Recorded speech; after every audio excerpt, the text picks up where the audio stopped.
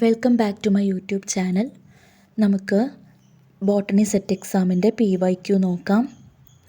First ചോദ്യം, the pain and inflammation caused by a snake bite can be treated with certain steroids. What is the basis of this treatment? Options നോക്കാം. Inhibit the action of phospholipase A3, inhibiting the release of arachidonic acid from carbon 2, inhibit the action of serine protease inhibitors, inhibiting the release of arachidonic acid from carbon 2, inhibit the action of laterotoxins, inhibiting the release of arachidonic acid from carbon 2, inhibit the action of phospholipase A2, inhibiting the release of arachidonic acid from carbon 2. അതായത് പാമ്പ് കടിയേറ്റാൽ ഉണ്ടാകുന്ന വേദനയും വീക്കവും കുറയ്ക്കാനുള്ള ചികിത്സ, അതിൻ്റെ basis എന്താണെന്നാണ് ചോദിച്ചിട്ടുള്ളത് അല്ലേ. എന്തായിരിക്കും ആൻസർ? ഈ 4 ഓപ്ഷനിൽ ഡി ആണ് answer. Inhibit the action of phospholipase A2, inhibiting the release of arachidonic acid from carbon 2. പലതരം പാമ്പുകളുടെ വിഷത്തിൽ ഫോസ്ഫോലിപ്പേസ് A2 എന്ന എൻസൈം അടങ്ങിയിട്ടുണ്ട്. ഇപ്പോൾ സെൽ മെംബ്രെയിൻസിൽ ഫോസ്ഫോലിപ്പിഡുകളുടെ കാർബൺ 2 ആ സ്ഥാനത്ത് നിന്ന് അരാക്കിഡോണിക് ആസിഡിനെ പുറത്തുവിടാൻ ഈ എൻസൈം സഹായിക്കുന്നുണ്ട്. ഏത് എൻസൈം? ഫോസ്ഫോലിപ്പേസ് A2 എന്ന് പറയുന്ന എൻസൈം സഹായിക്കുന്നുണ്ട്. ഈ അരാക്കിഡോണിക് ആസിഡ് പിന്നീട് പ്രോസ്റ്റോഗ്ലാൻഡിനുകളായും ല്യൂക്കോട്രീനുകളായും മാറുന്നുണ്ട്. ഇവയാണ് എന്ത് ചെയ്യുന്നത്? ശരീരത്തിൽ വേദനയ്ക്കും വീക്കത്തിനും, അതായത് ഇൻഫ്ലമേഷന് കാരണമാവുന്നത്. അതുകൊണ്ട് തന്നെ ഫോസ്ഫോലിപ്പേസ് A2ൻ്റെ പ്രവർത്തനത്തെ തടയുന്നതിലൂടെയാണ് വേദനയും വീക്കവും കുറയ്ക്കാൻ സാധിക്കുന്നത്. അപ്പോൾ ഇതിൻ്റെ ആക്ഷൻ ഇൻഹിബിറ്റ് ചെയ്യുക എന്നുള്ളതാണ് ഇതിൻ്റെ ഈ ഒരു ട്രീറ്റ്മെൻറ്റിൻ്റെ ബേസിസ് ആയിട്ടുള്ളൊരു കാര്യം. ഓക്കെ അല്ലേ? അടുത്ത ചോദ്യത്തിലേക്ക് പോവാം. People with beriberi, a disease caused by thiamine deficiency, show elevated levels of blood pyruvate and a ketoglutarate, especially after consuming a meal rich in glucose, because thiamine is required for the synthesis of TPP. A prosthetic group in the option ഏതൊക്കെയാണ്? pyruvate dehydrogenase and alpha ketoglutarate dehydrogenase complexes, citrate synthase and isocitrate dehydrogenase complexes, isocitrate dehydrogenase complexes, pyruvate dehydrogenase and isocitrate dehydrogenase complexes.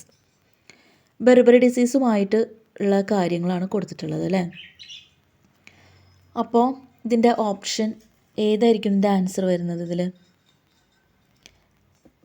A option correct. Pyruvate dehydrogenase and alpha ketoglutarate dehydrogenase complexes. Thiamine എന്ന് പറയുന്നത് vitamin B1 ആണ്. അത് ശരീരത്തിൽ തയമീൻ pyrophosphate ആയിട്ട് മാറുന്നുണ്ട്. ഇത് പല enzyme കോംപ്ലക്സുകളിലും ഒരു പ്രധാനപ്പെട്ട പ്രോസ്റ്ററ്റിക് ഗ്രൂപ്പാണ്.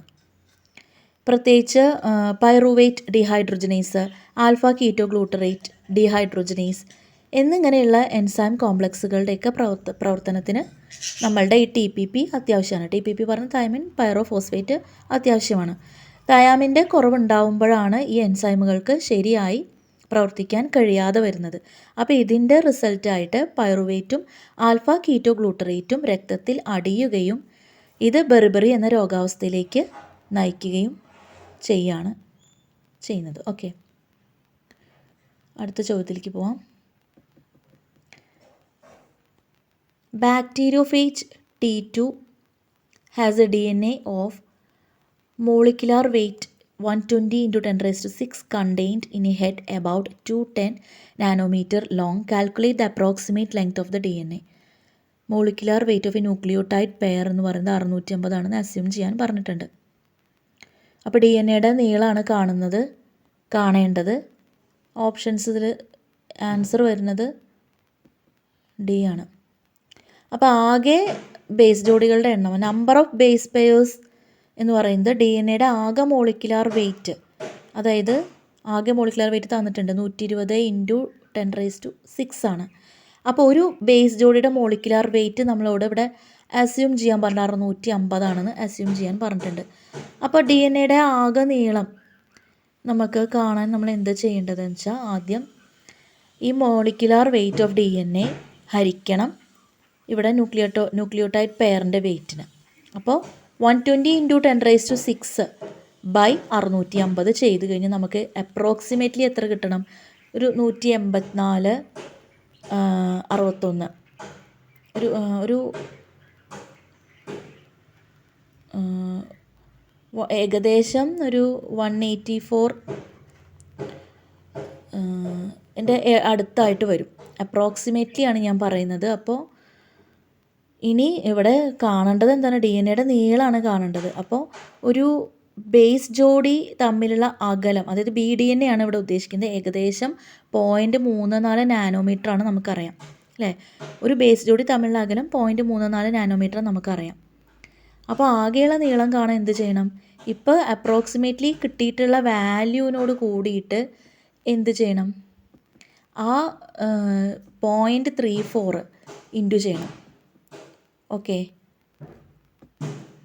0.34 എന്ന് പറയുന്ന വാല്യൂ ഇൻറ്റു ചെയ്ത് കഴിഞ്ഞാൽ നമുക്ക് ആ വാല്യൂ കിട്ടും. അതായത് 62764 mm ആണ് നമുക്കതിൽ കിട്ടുന്നത്. ഓക്കെ, MM മാറ്റുമ്പോൾ നമുക്ക് അതായത് 1 നാനോമീറ്റർ എന്ന് പറയുന്നത് 10⁻⁻6 mm ആണ്. അപ്പോൾ നമുക്കതിനെ മാറ്റുമ്പോൾ എങ്ങനെ കിട്ടും? 0.0627 mm എന്ന് പറഞ്ഞിട്ട് കിട്ടും. ഓക്കെ,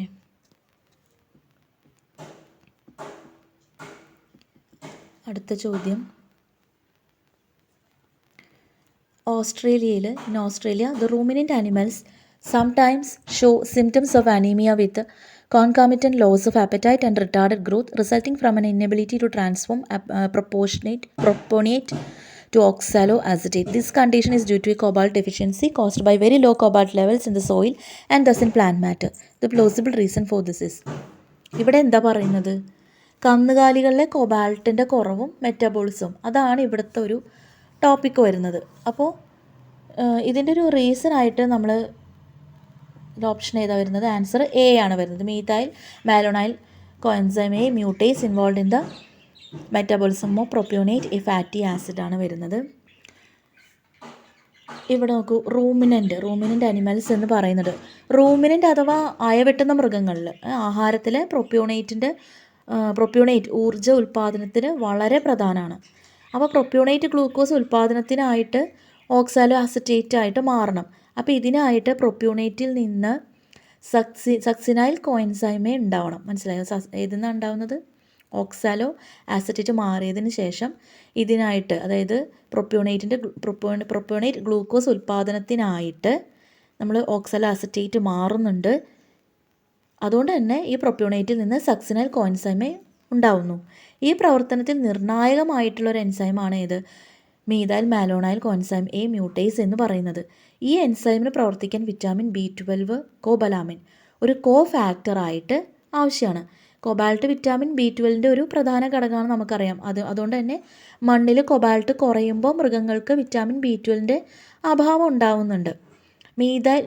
മീഥൈൽ മാലോണൈൽ കോൺസൈം മ്യൂട്ടേസ് എൻസൈം പ്രവർത്തനരഹിതമാവുകയും ചെയ്യുകയാണ് ആ സമയത്ത്. അതുകൊണ്ട് തന്നെ പ്രൊപ്യോണേറ്റ് മെറ്റാബോളിസം എന്ത് ചെയ്യുന്നു? തടസ്സപ്പെടുന്നു. അപ്പോൾ ആൻസർ വരുന്നത് ഓപ്ഷൻ എ ആണ്. അടുത്ത ചോദ്യം. The role of sigma factor in prokaryotic transcription is. Prokaryotic ട്രാൻസ്ക്രിപ്ഷനിൽ സിഗ്മ ഫാക്ടറിൻ്റെ റോള് എന്താണ്? ചെയ്യുന്നത് എന്താണ്? ഈസി ആയിട്ടൊരു ചോദ്യമായിരുന്നു അല്ലേ? ബി ആണ് ഓപ്ഷൻസ് വായിക്കേണ്ട ആവശ്യമില്ല. Answer recognise the promoter region and initiate transcription. പ്രോക്യാരിയോട്ടുകളിലൊക്കെ, അതായത് ബാക്ടീരിയ DNA നിന്ന് RNA നിർമ്മിക്കുന്ന ഒരു പ്രവർത്തനമാണല്ലോ ട്രാൻസ്ക്രിപ്ഷൻ അല്ലേ? അപ്പോൾ ആ പ്രക്രിയ നടത്തുന്ന RNA പോളിമറൈസ് എന്നൊരു എൻസൈമാണ്. RNA പോളിമറൈസിന് തനിയെ DNA നിന്ന് ശരിയായ സ്ഥാനത്ത് ഒട്ടിപ്പിടിക്കാൻ കഴിയില്ല. ശരിയായ സ്ഥാനത്ത് മീൻസ് പ്രൊമോട്ടർ റീജിയനിൽ ഒട്ടിപ്പിടിക്കാനായിട്ട് കഴിയില്ല. അപ്പോൾ അതുകൊണ്ട് RNA പോളിമറൈസ് സിഗ്മ ഫാക്ടറുമായിട്ട് ചേർന്ന് ഒരു ഹോളോ എൻസൈം ആയിട്ട് മാറുന്നുണ്ട്. സിഗ്മ ഫാക്ടറാണ് DNAയിലെ പ്രൊമോട്ടർ എന്ന ഭാഗത്തെ കൃത്യമായി തിരിച്ചറിഞ്ഞ് അവിടെ RNA പോളിമറൈസിനെ ബന്ധിപ്പിച്ച് ട്രാൻസ്ക്രിപ്ഷൻ ആരംഭിക്കാൻ സഹായിക്കുന്നത്. ഓക്കെ, മോളിക്കുലർ ബയോളജി എന്നുള്ള ചോദ്യമായിരുന്നു. അപ്പോൾ ഇതൊക്കെയാണ് പ്രീവിയസ് ക്വസ്റ്റ്യൻസ്. വളരെ ഇമ്പോർട്ടൻ്റ് ആയിട്ടുള്ള ചോദ്യങ്ങളാണ്. നല്ല ടഫായിട്ടുള്ള ക്വസ്റ്റ്യൻസ് ആയിരുന്നു അല്ലേ? നന്നായിട്ട് വായിച്ചാൽ മാത്രമാണ് നമുക്ക് ആൻസർ ചെയ്യാനായിട്ട് സാധിക്കൂ. കുറച്ച് കൺഫ്യൂഷൻ ഉണ്ടാവുന്ന ചോദ്യങ്ങൾ അധികം വലിയ ലെങ്തി ആയിട്ടുള്ളതല്ല, പക്ഷേ ആൻസേഴ്സ് കുറച്ച് കൺഫ്യൂഷൻ ആയിട്ടുള്ളതാണ്. അപ്പോൾ നന്നായിട്ട് വായിക്കുക. വീഡിയോ ഇഷ്ടപ്പെട്ടു എന്നുണ്ടെങ്കിൽ ലൈക്ക് ചെയ്യൂ, സബ്സ്ക്രൈബ് ചെയ്യൂ. Thank you.